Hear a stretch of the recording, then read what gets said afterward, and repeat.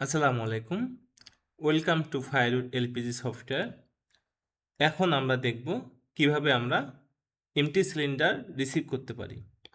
তো আমরা যদি ক্লায়েন্টকে রিফিল মানে শুধু গ্যাস বিক্রি করি এবং কি যদি আমাদের ক্লায়েন্ট কোনো খালি বোতল না দেয়, তাহলে আমরা ওই ক্লায়েন্টের কাছে যে খালি বোতলগুলো পাবো সেই বোতলগুলো পরবর্তীতে যদি আমাদের দিতে আসে, তাহলে কিভাবে আমরা সেই বোতলগুলো রিসিভ করব, খালি বোতলগুলো, সেটি দেখব। তো এমটি সিলিন্ডার রিসিভের আমাদের দুইটি ধাপ রয়েছে। আমরা দুইভাবে এমটি সিলিন্ডার রিসিভ করতে পারি। প্রথম ধাপটি হচ্ছে আমরা পিপলসে যাব। পিপলসে যাওয়ার পর আমরা ক্লায়েন্ট অপশনটি সিলেক্ট করব। এরপর আমরা যে ক্লায়েন্টের কাছে এমটি সিলিন্ডারটি রিসিভ করব সেই ক্লায়েন্টটি এখান থেকে খুঁজে বের করবো লিস্ট থেকে। যদি লিস্টে না পাই তাহলে এখানে সার্চ করব। সার্চ করে সেই ক্লায়েন্টটি আমরা খুঁজে বের করব। এরপর আমরা সেই ক্লায়েন্টটির অপশনে অ্যাকশন বাটনে ক্লিক করব। ক্লিক করে আমরা এখানে অপশনটি দেখতে পারবো এমটি সিলিন্ডার রিসিভ। এখানে ক্লিক করব। ক্লিক করার ফলে আমাদের এমটি সিলিন্ডার রিসিভের লিস্টে চলে আসবে। এটি হচ্ছে প্রথম ধাপ। আরেকটি ধাপ আমাদের রয়েছে, আমরা আরেকভাবে এমটি সিলিন্ডার রিসিভ করতে পারবো। সেটি হচ্ছে আমরা প্রথমে আমাদের মডিউল বার থেকে নিচে একটু আসলে পাবো আমরা এমটি সিলিন্ডার অপশনটি।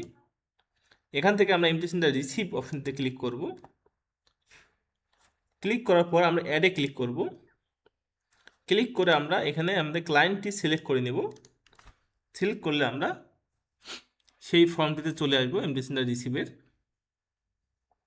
তো এখানে আমাদের দুইটি অপশন দেখতে পাচ্ছি, কারেন্ট 32 মানে বর্তমানে আমরা 32টি পাচ্ছি, এবং কি প্রিভিয়াস আমাদের আগের একটি প্রোডাক্ট ফ্রেশ 12 কেজি, এই প্রোডাক্টটি 100টি এমটি ডিউ রয়েছে।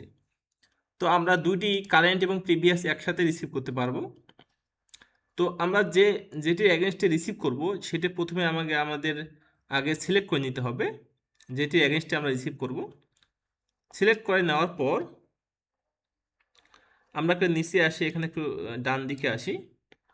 আসলে আমরা দেখতে পাবো প্রোডাক্ট আমাদের অলরেডি সিলেক্ট হয়ে গেছে, যেহেতু যমুনা আমরা সেল করেছিলাম। প্রথমে যমুনা প্রোডাক্ট সিলেক্ট হয়ে গেছে। যদি আমরা যমুনা না রিসিভ করে অন্য প্রোডাক্ট রিসিভ করি, তাহলে আমরা প্রোডাক্টটি চেঞ্জ করে নেব। এরপর আমরা একটি ব্যাচ সিলেক্ট করব। করার পর যমুনা কত পিস আমরা রিসিভ করতেছি সেই কোয়ান্টিটি বসাই দিব। আমাদের যদি যমুনার সাথে অন্য কোনো প্রোডাক্ট দিয়ে থাকে, তাহলে আমরা এখানে প্লাস বাটন দিয়ে আমরা যমুনার সাথে সেই প্রোডাক্টটি সিলেক্ট করে নেব, কি প্রোডাক্ট পাচ্ছি আমরা যমুনার সাথে আমাদের ক্লায়েন্ট দিচ্ছে। এরপর আমরা কোয়ান্টিটি বসাই দিব। তো এইভাবে আমরা যে প্রোডাক্টগুলো পাবো ক্লায়েন্টের কাছ থেকে সেটা আমরা রিসিভ করে নিব। এটি হলো আমরা কারেন্ট থেকে রিসিভ করলাম। তো এরপর যদি আমাদের প্রিভিয়াস থেকে রিসিভ করতে হয়, তাহলে একইভাবে আমরা প্রিভিয়াসে ক্লিক করে এখানে সিলেক্ট করে আমরা যে প্রোডাক্টটা রিসিভ করব সেই প্রোডাক্টটি সিলেক্ট করব।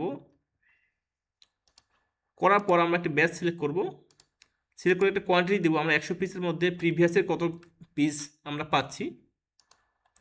যদি আমাদের অন্য প্রোডাক্ট দিয়ে থাকে, তাহলে আমরা অ্যাড বাটনটা ক্লিক করে আরও প্রোডাক্ট রিসিভ করতে পারবো, একসাথে মাল্টিপল প্রোডাক্ট। তো এইভাবে আমাদের এমটি সিলিন্ডারগুলো আমরা যদি আমাদের সিলেক্ট করা হয়ে থাকে, তাহলে আমরা এখানে সেভ দিব। আমাদের এমটি সিলিন্ডার রিসিভ করা হয়ে গেছে, আমরা এখান থেকে ভিউ করতে পারবো।